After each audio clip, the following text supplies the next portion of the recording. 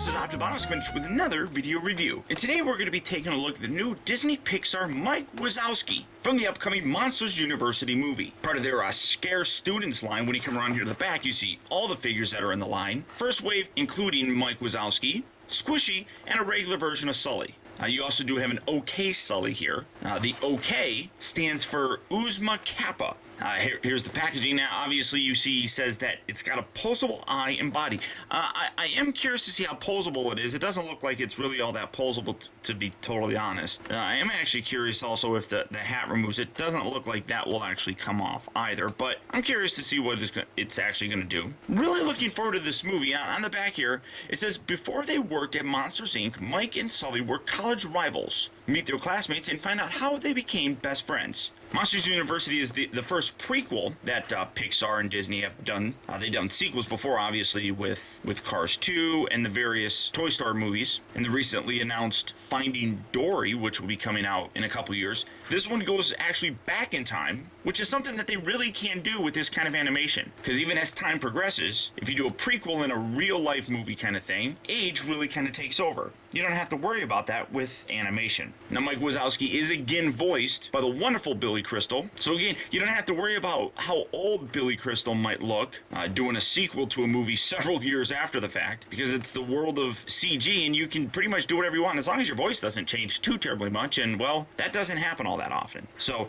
there you have the packaging form. Really very cool. I really like these guys. I love the way they look. I've never had Monsters Incorporated or even Monsters University figures actually in my Pixar display. I have every movie that Pixar has done. I have represented in terms of toy form, with the exception of Monsters Inc. and of course Finding Dory or Finding Nemo. So I'm happy to finally add this to my collection. So without further ado, let's get Mike open and see how cool he actually is. Alright guys, so here we have Mike opened up and out of its packaging. And once again, unfortunately, we have a figure that really isn't going to fit well in a lot of collectors' displays. It's nice looking, but this really does have a very toy feel to it. And I really do think a lot of kids will like this, but as I said, the collector in general probably isn't going to want to pick this up.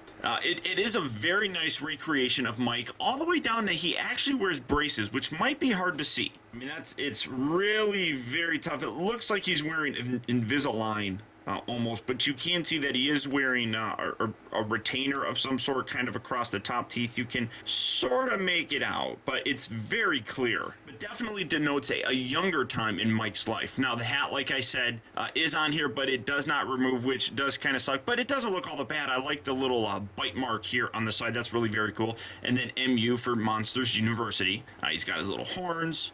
He's Mike. I mean, there really isn't much to it. Now, in terms of the articulation, yes, his eyes articulated, but it only can look, well, really can't do much. I mean, all I can get it doing is looking down there or straight or a little bit up. It rotates very oddly.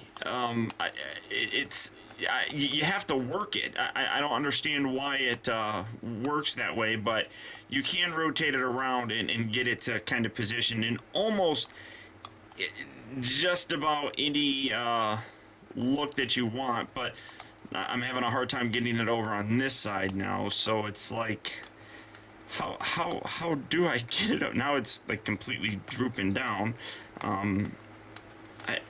Well, all right, now it's kind of over there. Honestly, I don't know how the articulation is working for this eye. Oh, well, all right, I guess it rotates like that. If you rotate it around, that's a little bit easier. Beyond that, though, I mean, I don't really get what's going on too much with it. So his arms do kind of move up and down like that. They also rotate, but now it's out like that, and it doesn't bend at the elbow or anything. He actually does have painted fingernails, which is kind of interesting. So your best position is going to be like this, him waving, and this arm moves in and out as well, and that also rotates. But again, nothing at the elbow, nothing at the wrist, anything like that. He does rotate here at the leg. They are a little bit softer, and I have noticed that you do kind of have to stretch these to kind of get them to stand in a proper position. But it's a nice little toy, but it is a toy. Now at $8.88, this is a little bit better of a price as opposed to Squishy, who really didn't do much of anything, and that was $8.88 as well. At least in my local Walmart. Toys R Us, I believe, has them for $9.99 or maybe even $10.99. But it's a nice little piece. It really doesn't add too terribly much, but it is definitely a toy. And I really do think that kids will absolutely love these guys.